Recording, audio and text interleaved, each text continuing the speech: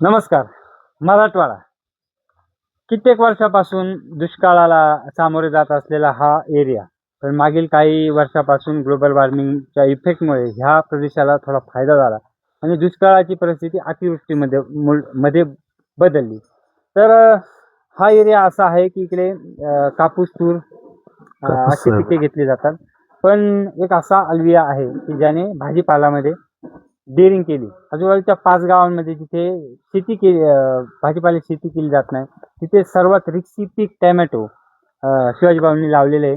तर आपण जाणून घेऊ की सुरुवात कशी झाली आणि मेन त्यांचं कौतिक असं आहे मित्रांनो, की यांना कमीत कमी मार्केटला जायचं असेल तर 300 किलोमीटर जावं लागतं.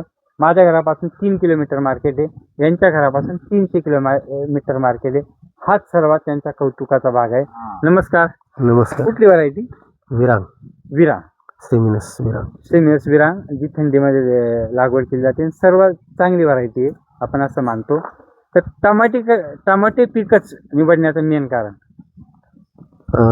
आमच्या भागामध्ये बघितलं तर सोयाबीन, कापूस.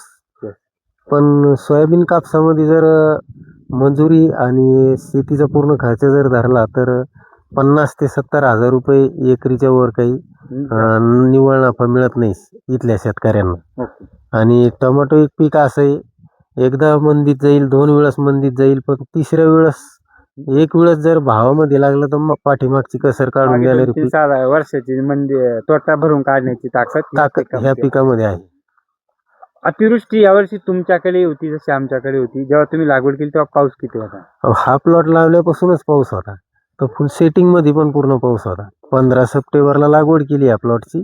पण बुड फळ पाहिजे तितके लागले नाही याला पण, कारण पाऊस जास्त राहिल्यामुळं सेटिंग मध्ये पाऊस असल्यामुळं फुलधारणा बऱ्यापैकी गळ झाली आणि फुलधारणाच कमी निघाली. या प्लॉट मध्ये कमीत कमी किती भाव मिळाला आणि जास्तीत जास्त? याची सुरुवात 700 रुपयापासून झाली.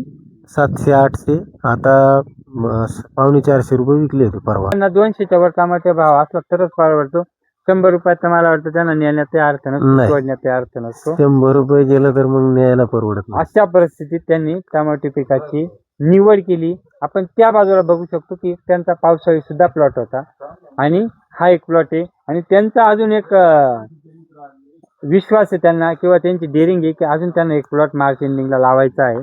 तर शेवटी मित्रांनो, डेअरिंग केल्याशिवाय काहीच मिळत नाही. हिंमत आहे तो किंमत आहे आणि त्यांच्या हिमतीची किंमत त्यांना नक्कीच मिळत राहील. शुभेच्छा तुम्हाला पुढील वाटचालीसाठी. धन्यवाद.